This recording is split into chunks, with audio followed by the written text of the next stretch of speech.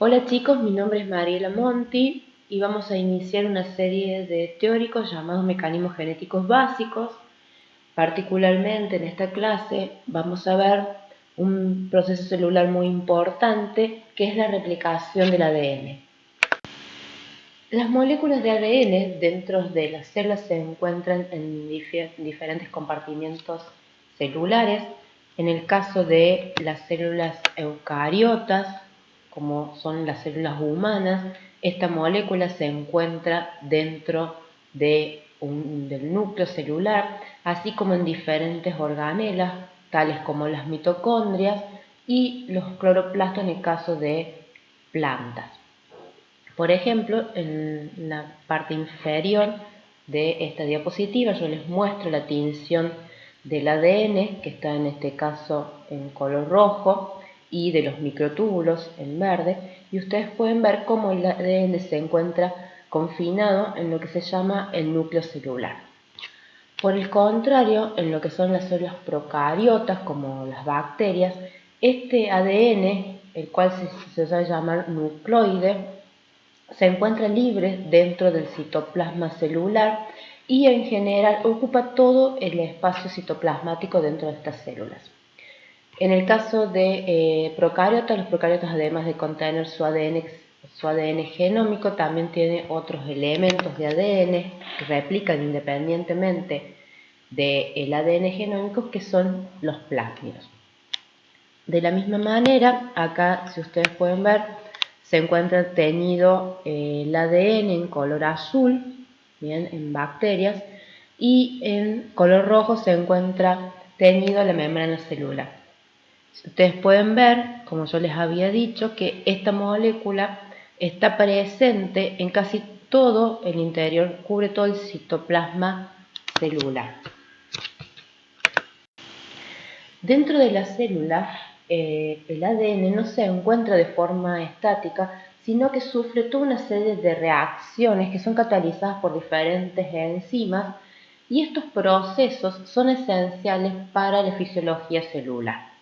Dentro de los procesos que van a ver en el transcurso de esta materia se encuentra la replicación del ADN, que va a ser motivo de esta clase, pero también van a ver teóricos relacionados a la reparación del ADN, esto es cómo se pueden revertir los errores replicativos o las modificaciones químicas que sufre el ADN, la recombinación, que es el proceso por el cual se combinan fragmentos de ADN, y también el proceso de transcripción, donde a partir de esta molécula de ADN se puede generar una copia de ARN utilizando como molde dicha molécula. ¿Y qué es entonces la replicación del ADN? Durante la replicación del ADN se genera una nueva copia de ADN a partir de una molécula de ADN que se conoce como templado. Este proceso dentro de las células se produce durante el ciclo celular, donde la célula duplica todo su material, incluido el material genético, previo a lo que se conoce como la división celular. Particularmente en eucariotas, donde yo les muestro acá el ciclo celular eucariótico, proceso que ustedes van a ver más adelante en detalle en esta materia, hay una fase particular que es la que se conoce como fase S, que es donde se genera o se produce todo lo que es la replicación del ADN. En bacterias, la división celular se conoce como división binaria, fisión binaria. Durante este proceso ocurre lo mismo que en eucariotas, donde todo el material celular, como proteínas, lípidos, etc., se duplica, incluido el ADN, y después cada célula hija recibe una copia de ese material genético. Este proceso en bacteria es muy rápido. Tengan en cuenta que en condiciones de laboratorios estas células pueden dividirse cada 20 minutos, o sea que eso es lo que tardan en sintetizar todo su ADN. Por el contrario, en las células eucarióticas este proceso es más lento y depende mucho del tipo celular y las condiciones de crecimiento. Algo muy importante, y esto es muy importante para mantener lo que se llama la estabilidad genética de las especies, es que este proceso es un proceso muy preciso. Esto es que las células hijas contienen o heredan el mismo material genético de las células madres. En general, esto ocurre siempre, a no ser que haya ocurrido algún tipo de mutación por falla de los mecanismos de reparación, y entonces puede ser que las células hijas no hereden el material genético tal cual estaba originalmente en las células madres. Pero en general, y con el objeto de mantener la estabilidad genética, las células hijas heredan el mismo material genético que poseían las células madres. Antes de iniciar entonces y ver el proceso de replicación en sí, vamos a hacer un breve repaso sobre los ácidos nucleicos. Estas biomoléculas son polímeros formados por unos monómeros que se conocen como nucleótidos. Estos nucleótidos contienen 3 elementos básicos. Uno de ellos es el azúcar, que puede ser la desoxirribosa en el caso del ácido desoxirribonucleico o ADN, o puede ser la ribosa en el caso del ácido ribonucleico o ARN. Estas moléculas de nucleótidos además tienen un grupo fosfato y contienen bases nitrogenadas que pueden ser del tipo de las purinas o de las pirimidinas. Si ustedes recuerdan, las bases púricas eran la adenina y la guanina, y las pirimidínicas eran la citosina, el uracilo y la timina. Particularmente en el ADN existen 4 bases nitrogenadas, que son la adenina, la citosina, la guanina y la timina. Para formar este biopolímero que es el ADN, los nucleótidos se unen entre sí por medio de enlaces covalentes que se conoce como enlace fosfodiéster. Este enlace fosfodiéster se genera entre un oxidrilo de un nucleótido y un fosfato del otro nucleótido. Y se genera de esta manera así una cadena lineal de ADN que se conoce como ADN simple cadena. La mayoría de los organismos, tanto en las células eucariotas como en las células procariotas y algunos tipos de virus, la información genética se encuentra almacenada en lo que se conoce como la doble cadena de ADN. Esta doble cadena de ADN se forma por la unión de 2 ADN simple cadena, los cuales se mantienen unidos gracias a la complementariedad de bases. Esto es, entre las bases GC y AT se forman puentes de hidrógenos que mantienen esta doble cadena. En la actualidad se acepta este modelo estructural de la doble cadena de ADN, donde las desoxipentosas y los fosfatos se encuentran situados en el exterior de esta molécula, mientras que las bases se orientan hacia el interior de esta doble cadena y en forma perpendicular al eje de la misma. Esta cadena tiene un giro que es de estrógiro, y lo que se observa es que ambas cadenas del azúcar fosfato presentan direcciones opuestas. Esto es, son antiparalelas. Una de las cadenas tiene dirección desde el fosfato 5' al oxidrilo 3', mientras que la otra tiene la dirección opuesta. Este modelo estructural de la doble cadena fue sugerido en el año 1953 por los investigadores Watson y Crick, y un hecho muy importante de este descubrimiento fue de que ellos ya proponían en ese momento un posible mecanismo de copiado del material genético que se basa en el apareamiento de bases. Y es donde se inicia, donde surge los inicios del estudio del posible mecanismo de replicación del ADN.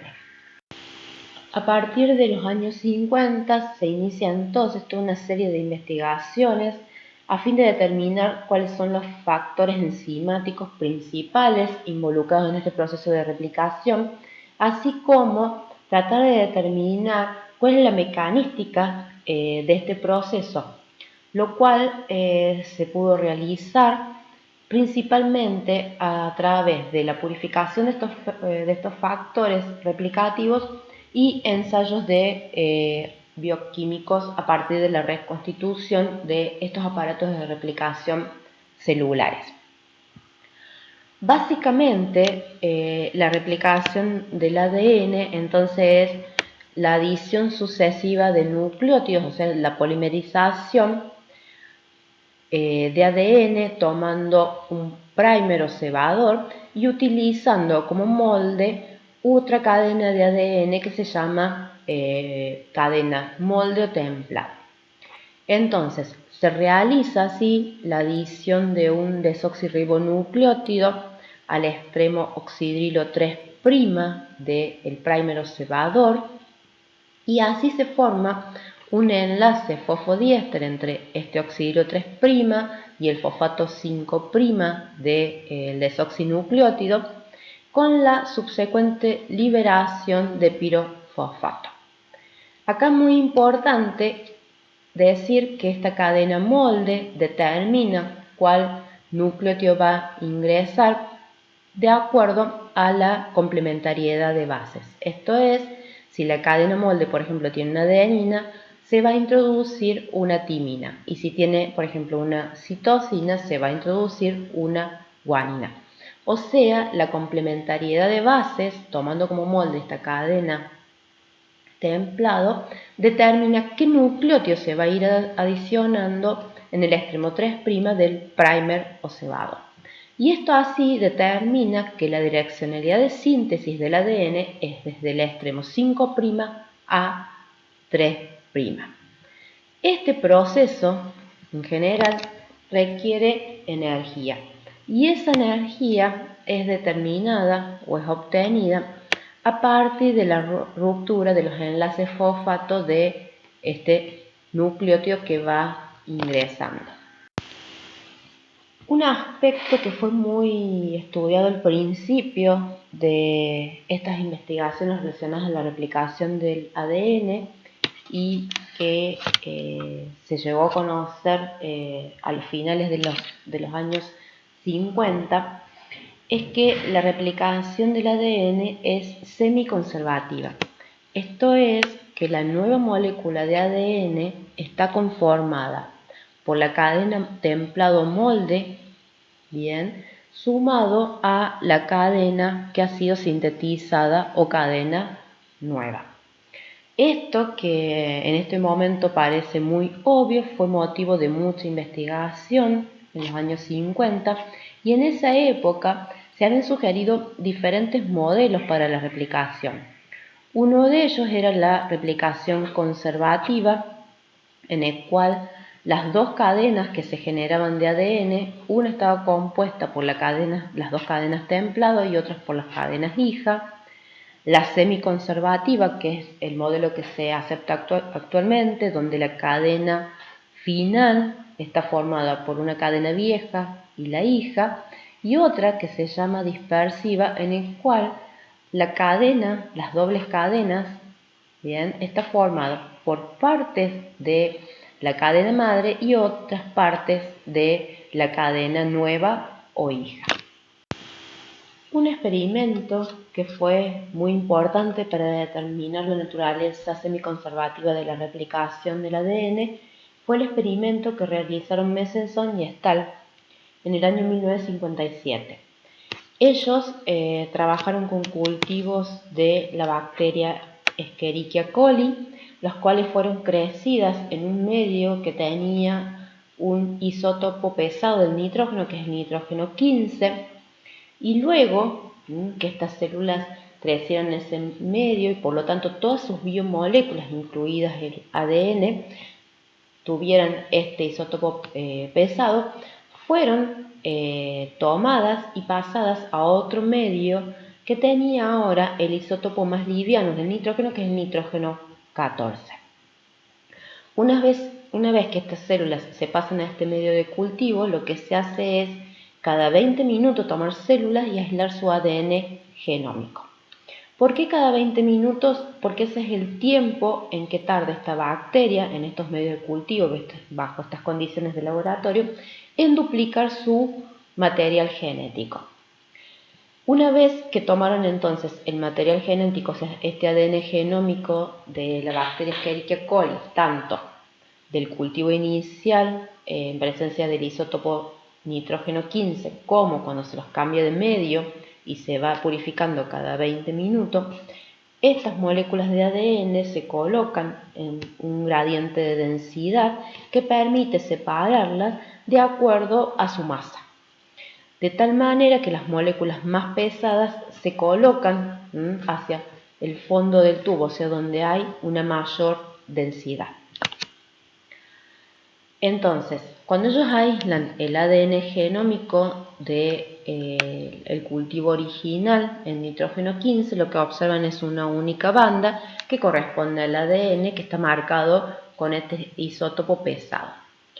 Luego de 20 minutos, o sea, cuando ya se ha producido una duplicación del ADN, ellos observan una única banda que ahora tiene un peso intermedio, una masa intermedia entre el isótopo más pesado, el ADN con el isótopo más pesado y el ADN con el isótopo más liviano. Y eso permitió descartar ya en una primera etapa lo que es el mecanismo conservativo.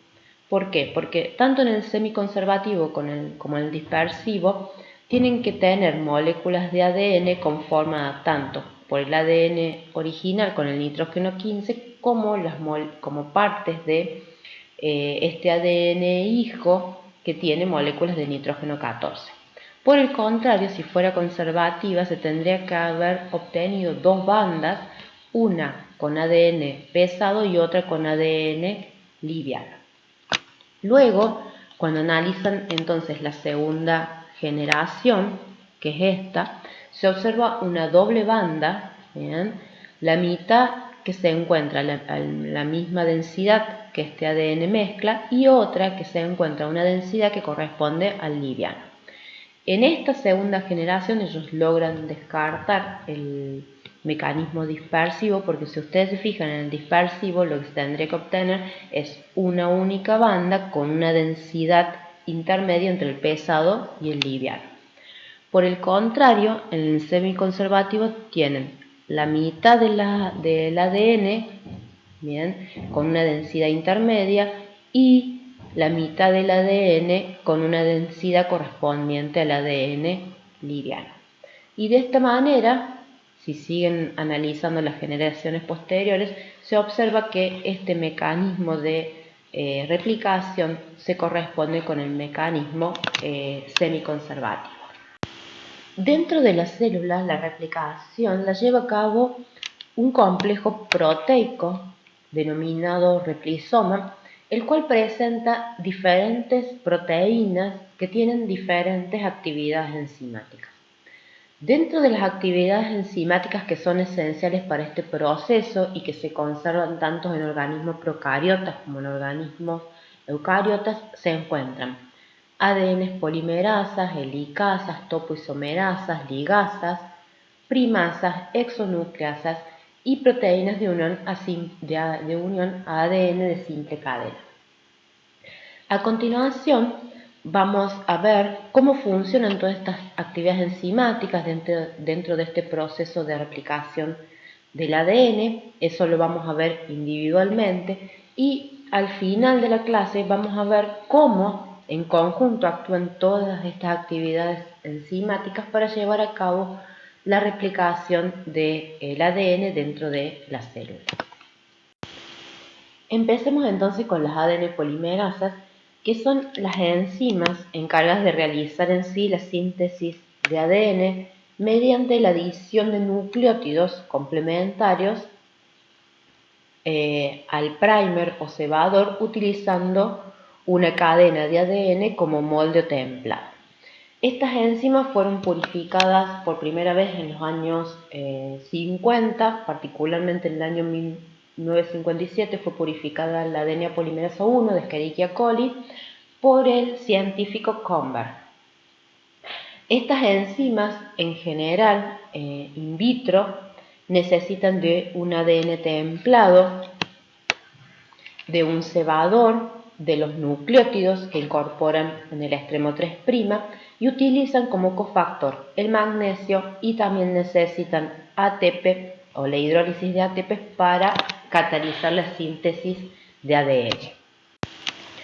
Estas enzimas poseen una estructura tridimensional que semeja a una mano derecha, donde los dedos, la palma y el dedo pulgar toman el ADN.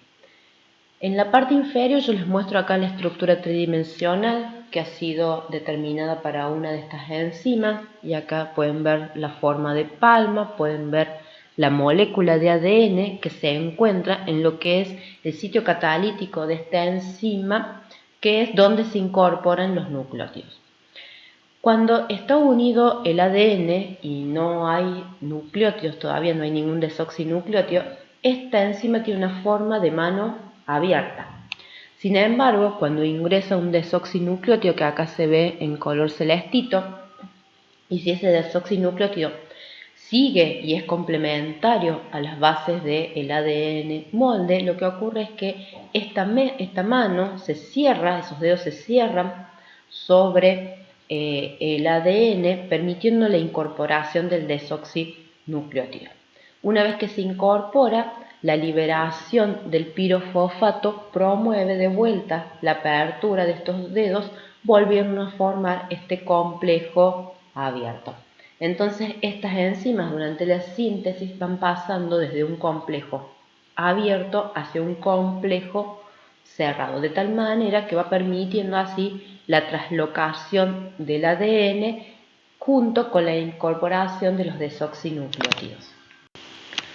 La mayoría de los organismos poseen varias ADN polimerasas.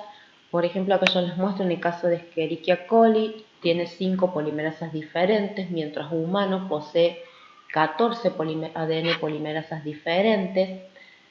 Estas enzimas pueden estar constituidas por un único polipéptido o pueden tener varias subunidades polipeptídicas, y se pueden dividir en dos familias grandes las ADN polimerasas dentro de la célula. Unas que se llaman ADN polimerasas replicativas porque son las que están encargadas de sintetizar la mayoría del ADN y con una característica muy importante para la estabilidad genética, como yo les había mencionado previamente, que es que lo realizan con gran fidelidad. Esto es, incorporan el nucleótido con la complementariedad correcta. Por otro lado, hay otras ADN polimerasas que se llaman accesorias, las cuales trabajan en otros procesos celulares como la reparación y recombinación del ADN. Como les mencioné, las ADN polimerasas replicativas, o sea, estas enzimas encargadas de replicar la mayoría del ADN y que se encuentran dentro de esta maquinaria de replicación o replicación, poseen una alta fidelidad. Esto es, insertan el nucleótido con la complementariedad correcta.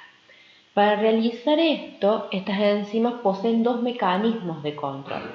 Uno de ellos es que estas ADN polimerasas tienen un mecanismo particular para controlar que insertan el nucleótido correcto. Esto es, cuando esta enzima toma un desoxinucleótido para ser incorporado al extremo 3' del cebador o primer, lo que ocurre es que, si recuerdan que yo les había dicho, acá los dedos se cierran sobre este desoxinucleótido, formando ahora un complejo cerrado. Este cambio conformacional en particular es mucho más favorable cuando se ha insertado el desoxinucleótido con la complementariedad correcta. Esto es cuando se ha respetado los apareamientos de Watson y Crick a T y GC. Y eso se debe a que este tipo de apareamiento se ajusta mucho mejor a la geometría del sitio activo. Y es lo que les muestro acá. Fíjense, esto es la cadena templado que tiene una base que es la adenina y el desoxinucleótido que se está por incorporar es una timina. Se forman los puentes de hidrógeno entre ambas bases y esta conformación tridimensional se ajusta a lo que es la conformación del sitio activo que tiene la enzima. Y está mucho más favorable, se forman estos puentes de hidrógeno y se cataliza entonces la formación del enlace fosfodiéster. Por el contrario, cuando ingresa un nucleótido que no es el correcto, en este caso es una adenina, entonces no se forman los puentes de hidrógeno, lo que ocurre es que este desoxinucleótido tiene una conformación tridimensional que no se ajusta al sitio activo de la enzima y por lo tanto no es favorable su incorporación. Si el mecanismo que les presenté anteriormente falla, esto es que cuando la DNA polimerasa va sintetizando, incorpora un nucleótido que no tiene la complementariedad correcta, lo que ocurre es que esta enzima se para, ¿bien? Y actúa un segundo mecanismo que es su actividad correctora de proofreading. Esto es que este extremo 3', donde se van incorporando los nucleótidos, y se ha incorporado en este caso un nucleótido incorrecto formándose un enlace fosfodiéster, lo que ocurre es que la enzima entonces se para y este extremo 3' pasa de un sitio activo, que es el sitio activo de polimerización, a un segundo sitio que tiene estas enzimas, que es el de la actividad correctora o exonucleolítica. Bien, lo que hace esta enzima cuando está realizando esta reacción o cuando este extremo pasa a este sitio activo, lo que hace es escindir y sacar un par de nucleótidos de tal manera de asegurarse que ha sacado el nucleótido que se incorpora con la complementariedad incorrecta. Bien, entonces acá está un poquito en resumen cómo actúan estas ADN polimerasas, y esto es cuando el complejo está abierto puede ingresar un nucleótido. Si el nucleótido tiene la complementariedad correcta, actúa este primer mecanismo en el cual se promueve el cierre de esta mano y por lo tanto la incorporación de este nucleótido. Si este mecanismo falla, bien, y se incorpora el nucleótido incorrecto, lo que ocurre es que ahora este extremo 3' pasa hacia el otro sitio catalítico de la enzima y se produce la degradación de este extremo 3' con la consecuente eliminación del nucleótido que ha sido incorporado con la complementariedad incorrecta. Dentro de la célula, las ADN polimerasas necesitan asociarse con un cofactor esencial para su funcionamiento, que es una proteína que se llama el factor de procesibilidad de las ADN polimerasas o sliding clamp, el cual es un factor en forma de anillo que se encuentra alrededor del ADN. Particularmente este factor se asocia a los extremos 3' libres del primer y al ADN templado. Al posicionarse ahí, interacciona con las ADN polimerasas de tal manera que las ADN polimerasas pueden comenzar la incorporación de nucleótidos en el extremo 3'. En general, las ADN polimerasas poseen una afinidad por su sustrato de ADN muy baja, entonces la asociación con este factor permite mantener estas enzimas asociadas al ADN. Es tan importante esta actividad que permite que estas ADN polimerasas puedan sintetizar la mayoría del ADN. Por ejemplo, yo les muestro acá un experimento muy sencillo. En este caso se trabaja con la ADN polimerasa replicativa Pol3 de Escherichia coli. Esta enzima es capaz de incorporar nucleótidos. Por ejemplo, en este caso se trabaja con este sustrato de ADN, el cual contiene el ADN templado y un cebador. Bien. de 30 nucleótidos, en presencia de DNTP, ATP y esta polimerasa que ha sido purificada, se puede observar la síntesis de ADN, o sea, la incorporación de nucleótidos a este cebador, el cual se encuentra marcado con un fósforo 32 que es radiactivo. Si ustedes analizan estas reacciones bioquímicas en unos geles que permiten la separación de ambas hebras y a la vez analizar el tamaño del cebador, se observa que en función del tiempo, este es el cebador 100 de enzima, se observa la incorporación de nucleótidos bien por la enzima Pol3. Esta actividad que ustedes ven acá es en presencia de ese factor de procesividad o beta-clam, lo que permite que la enzima funcione correctamente, mientras que cuando esta enzima se coloca sola, en ausencia de este cofactor, se observa la incorporación de nucleótidos, pero incorpora unos pocos nucleótidos que son unos 3. O sea que, si bien las polimerasas tienen capacidad de incorporar nucleótidos, la asociación a este cofactor permite que esa síntesis se vea o sea mucho más rápida, lo cual es necesario para su función dentro de la célula. Igualmente, para que las ADN polimerasas puedan funcionar dentro de la célula, hace falta otros factores que conforman un complejo proteico llamado clamp loader. Este clamp loader ayuda a posicionar al factor de procesibilidad en los extremos cebador ADN molde, que es una actividad que por sí sola no presenta este factor con forma de anillo. El clamp loader, como les dije, es un complejo proteico, el cual en presencia de ATP une este cofactor y eso permite que se una al factor de procesividad de las ADN polimerasa, abra este anillo y lo posiciona específicamente en lo que se llama la unión cebador-ADN molde. Una vez que lo posiciona en ese sustrato de ADN particular, que es el sustrato de replicación, se hidroliza el ATP y eso permite que el clamp loader sea liberado y queda así posicionado el factor de procesividad de las ADN polimerasa en esta unión primer templado, lo cual permite ahora que las ADN polimerasas se unan a este cofactor esencial que es el factor de procesividad y empiecen a incorporar los nucleótidos al extremo 3' de este cebador. Otro factor muy importante para que las ADN polimerasas puedan sintetizar ADN es la presencia de una enzima que se llama primasa. Como ustedes recuerdan, las ADN polimerasas empiezan a sintetizar ADN a partir de un primer o cebador. Estas enzimas no son capaces de sintetizar ADN utilizando solamente el templado, siempre necesitan un primer o cebador.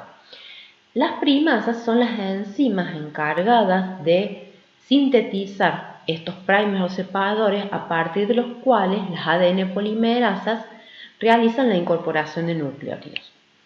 Estas enzimas sintetizan primers de ARN. ¿Bien?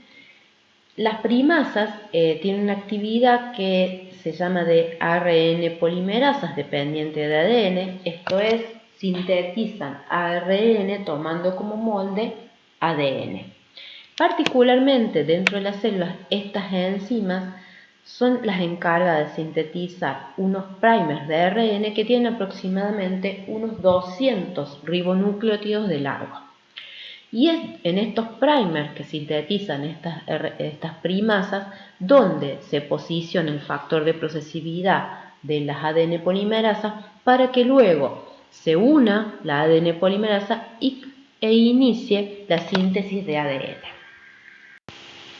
Como les mencioné, las ADN polimerasas lo que hacen es utilizar un ADN simple cadena como molde. Por lo tanto, no pueden actuar directamente sobre la doble cadena del ADN, sino que necesitan de una enzima que produce la apertura de la doble cadena para dejar así ambas cadenas como simple cadena, o sea, una doble cadena, dejarlas como ambas simples cadenas que son utilizadas como moldes de la síntesis. Las enzimas encargadas de realizar este trabajo se conocen como ADN helicasas, y estas enzimas lo que hacen es romper los puentes de hidrógeno entre las bases de la doble cadena de tal manera de generar a partir de la doble cadena dos simples cadenas. Estas enzimas en general tienen también una conformación de un anillo y están formadas por 6 subunidades, o sea que son hexaméricas. Estas enzimas pueden separar la doble cadena porque se posicionan sobre una de las cadenas. Este anillito se encuentra alrededor de una de las cadenas, tracciona el ADN y va excluyendo la otra cadena de tal manera que la separa.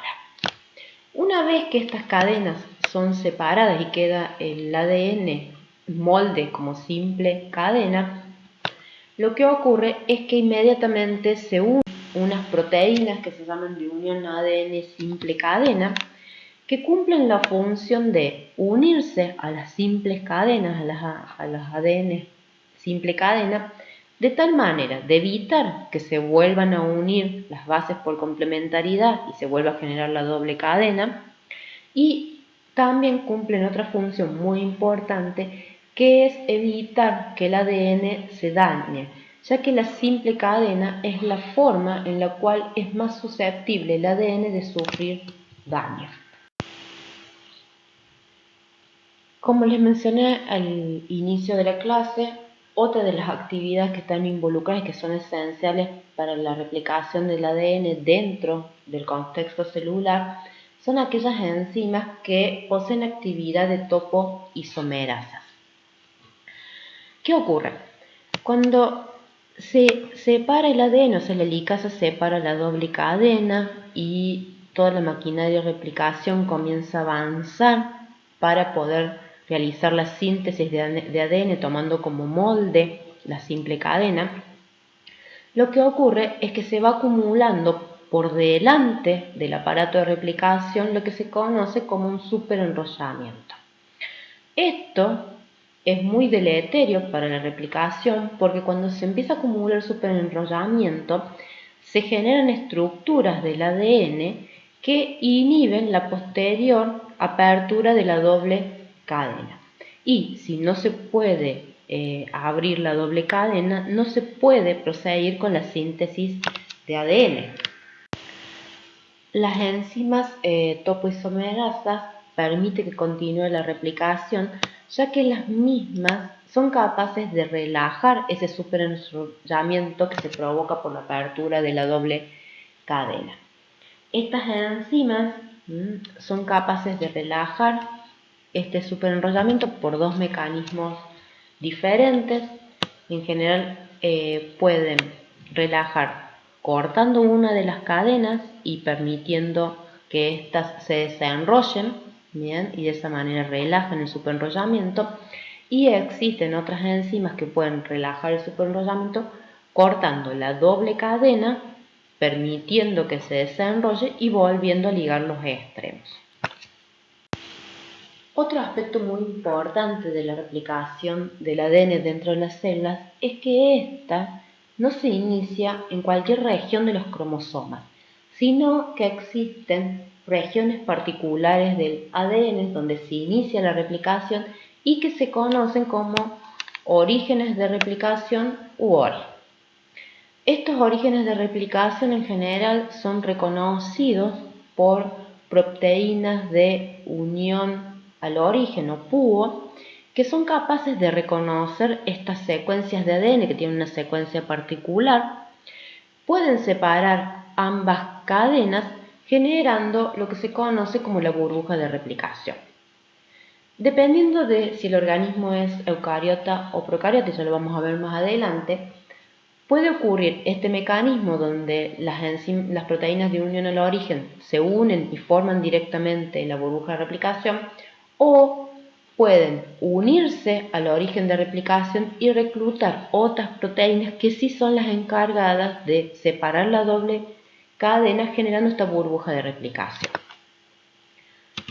Una vez que se genera esta burbuja de replicación, que es donde la doble cadena se ha separado, se forman dos horquillas de replicación. ¿Bien?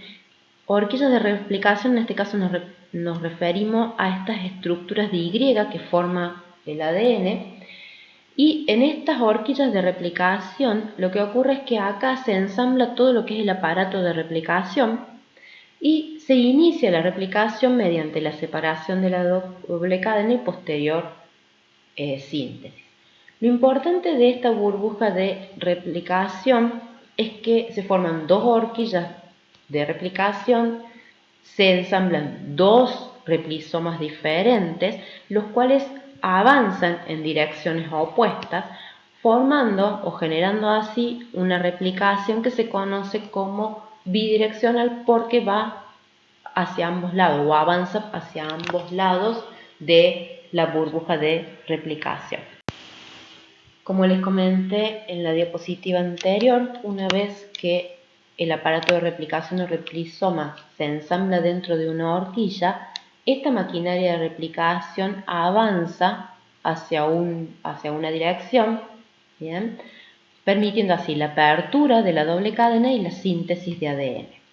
Para realizar la síntesis, en cada aparato de replicación hay dos ADN polimerasas diferentes, una que sintetiza sobre una cadena y otra que sintetiza sobre la otra cadena. Acá surge un problema importante y es que una de las polimerasas no tiene problema en sintetizar con la direccionalidad de síntesis del ADN, que es 5A3'. Esta ADN polimerasa sintetiza esta hebra sin discontinuidades y esta es la que se conoce como la cadena líder. Esta polimerasa es la que va avanzando, su síntesis va avanzando en el mismo sentido en el cual avanza la apertura de la doble cadena. ¿Bien?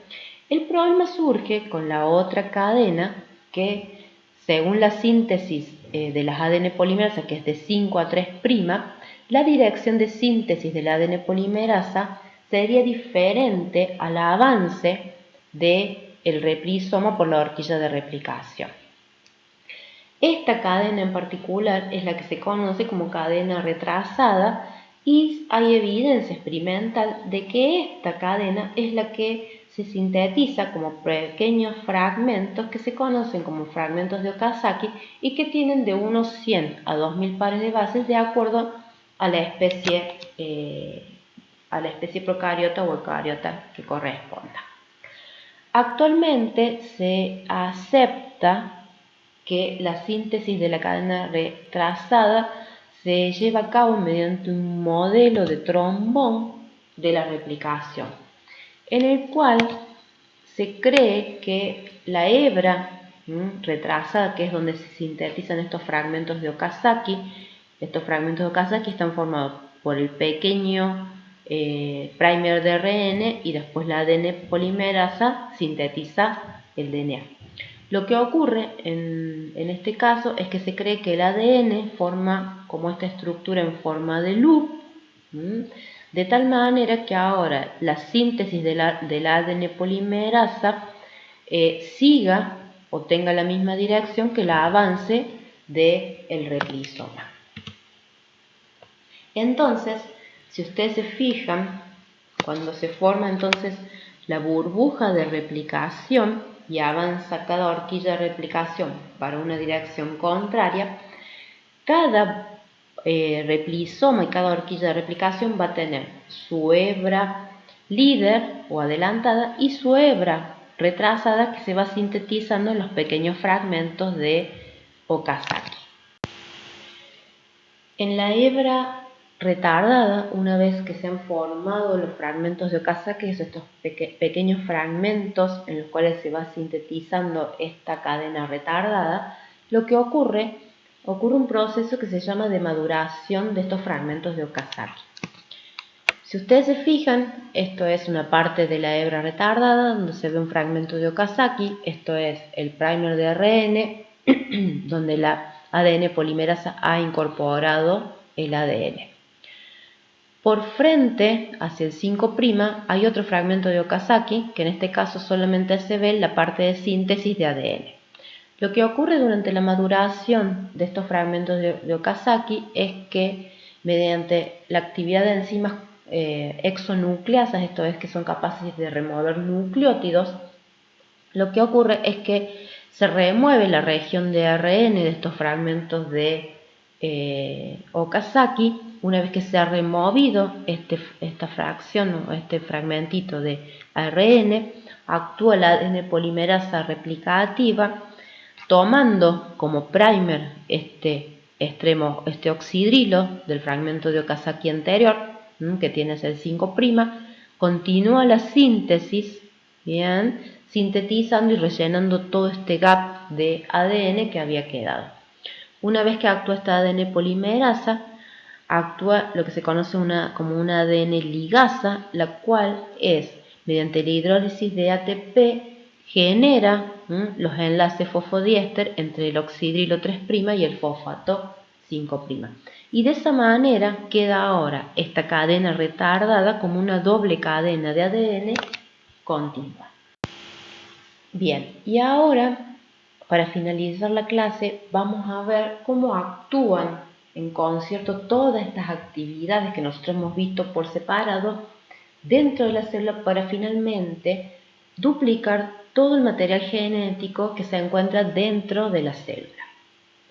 Una cuestión muy importante y que diferencia a los procariotas y eucariotas es lo siguiente. En el caso de los procariotas como bacterias, el ADN cromosómico se encuentra como una doble cadena circular.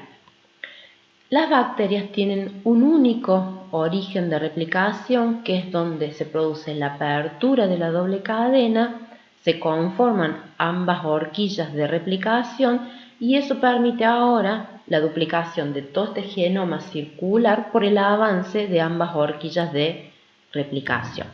Y es lo que se muestra acá. Fíjense, esto es, en este caso, es una pequeña molécula de ADN, doble cadena circular. In vitro se han agregado todos los componentes para sintetizar ADN en bacterias y se observa la burbuja de replicación donde estarían acá posicionados ambos replisomas que van haciendo la síntesis con una direccionalidad opuesta.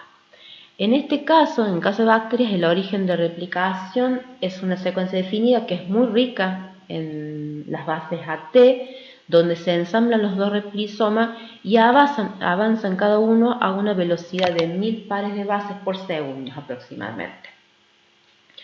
En eucariotas el proceso es un poquito diferente, primeramente porque en eucariotas los cromosomas se encuentran como dobles cadenas lineales y cada cromosoma tiene varios orígenes de replicación donde se ensambla la máquina de replicación, se forma esta burbuja de replicación y comienza la síntesis de ADN de forma bidireccional de tal manera de obtener las dos cadenas lineales de ADN hijas. En el caso de los eucariotas, la síntesis de ADN yo les había dicho que es un poquito más lenta y esto principalmente se debe no a que el aparato de replicación sea más lento, sino a que los cromosomas eucariotas están asociados a una gran cantidad de proteínas que le permiten el empaquetamiento dentro de la célula y eso hace que la síntesis sea mucho más lenta que en bacterias. Aproximadamente en eucariotas la síntesis se lleva a cabo en unos 50 pares de base por segundo, que es mucho más lento que en bacterias. Bien, entonces, tanto en eucariotas como en procariotas existen proteínas de un origen que reconocen estos orígenes de replicación. Ahora, en bacterias y procariotas hay otra diferencia importante, y es que una vez que la proteína de unión al origen reconoce el origen de replicación, ese único origen de replicación, estas mismas proteínas pueden separar la doble cadena, formando así la burbuja de replicación, que es donde se van a posicionar las ADN helicasas, una en cada cadena, o sea, una por horquilla de replicación, que a la vez permiten reclutar el resto de los factores que forman parte del replisoma y que van a iniciar la síntesis de ADN en ambas direcciones dentro de esta burbuja. En eucariotas, la diferencia es que estas proteínas de unión al origen reconocen el origen, pero no catalizan la apertura de la doble cadena, sino que reclutan la helicasa, y es esta helicasa la que promueve la apertura de la doble cadena y se posiciona una molécula helicasa por cada replisoma y por cada horquilla de replicación, y es la que también va a reclutar a todos los otros factores que son necesarios para replicar el ADN dentro de las células. ¿Bien? Formándose así tanto en bacterias como en eucariotas, dos replisomas por cada burbuja de replicación que avanzan en direcciones contrarias. Una vez entonces que se produce la apertura de la doble cadena con la consiguiente formación de la burbuja de replicación y se ensamblan ambos aparatos de replicación, lo que ocurre es lo siguiente, y en este caso nos vamos a concentrar en el avance de una sola de las horquillas y la acción solamente de uno de los replisomas. Cabe mencionar que ocurre lo mismo para ambos replisomas que van avanzando en direcciones opuestas. Lo que ocurre acá es que la helicasa se va a mover en dirección del avance de la horquilla de replicación, de tal manera que va forzando la apertura de la doble cadena.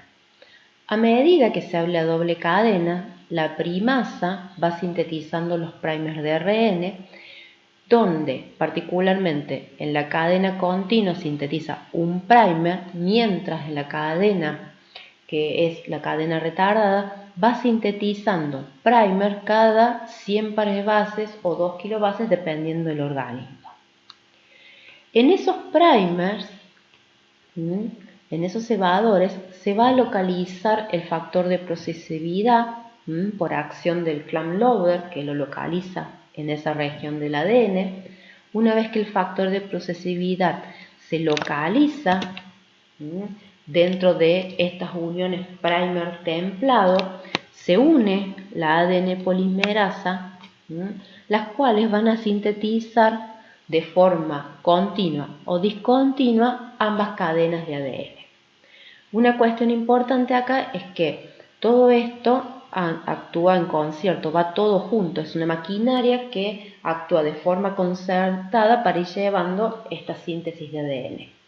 Una cuestión importante es que a medida que avanza la helicasa y abre la doble cadena, particularmente en la cadena retardada, que es la que se va sintetizando como pequeños fragmentos de Okazaki, lo que ocurre es que el ADN simple cadena se cubre con esta proteína de una simple cadena para evitar que se vuelva a formar la doble cadena. Lo que ocurre es que esta proteína de unión a simple cadena va siendo desplazada por las ADN polimerasas que van sintetizando estos fragmentos de Okazaki. Entonces, en la cadena retardada se va produciendo la síntesis de los pequeños fragmentos de Okazaki, para lo cual la ADN polimerasa se asocia a un factor de procesividad, realiza la síntesis de ese fragmento de Okazaki y cuando se topa con un primer de ARN, lo que hace es disociarse de este factor de procesividad que está en el fragmento de Okazaki, que está hacia el 5', salta y se asocia a un nuevo factor de procesividad para iniciar la síntesis del siguiente fragmento de Okazaki. Luego se produce lo que se llama la modulación de estos fragmentos de Okazaki, en el cual la región de ARN es escindida por acción de una exonucleasa, la ADN polimerasa rellena el gap y finalmente la ADN ligasa genera los enlaces fosfodiéster entre un fragmento de Okazaki y el siguiente. De tal manera que ahora sí queda una cadena retardada en la cual la cadena nueva sintetizada es una sola cadena continua. Entonces, fíjense que la síntesis de ADN termina siendo muy diferente entre una cadena y la otra. En la cadena líder, la síntesis de ADN procede sin interrupciones a partir de un único evento de primado por parte de la primasa. Mientras que en la cadena retardada, esta se sintetiza como una serie de pequeños fragmentos cortos llamados de Okazaki por la acción continua de la primasa del ADN polimerasa junto al factor de procesividad, la cual va sintetizando estos fragmentos y va saltando al siguiente para hacer la síntesis, de tal manera de poder ir avanzando en la misma dirección del avance de la horquilla de replicación. Esta acción de estas proteínas junto con la exonucleasa y las la ADN polimerasa replicativa y finalmente la ligasa en la maduración de los fragmentos de Okazaki permite generar ahora también esta doble cadena de forma continua. Bien, chicos, entonces con esto finalizaríamos lo que es este proceso de replicación del ADN. Es un proceso sumamente complejo que involucra la acción de muchas enzimas con diferentes actividades dentro de la célula. Espero entonces que le haya quedado lo más claro posible este teórico. Más adelante nos veremos con otro teórico y con las clases de consulta correspondientes a estas clases. Saludos para todos, y espero que sigan muy bien. Nos veremos pronto.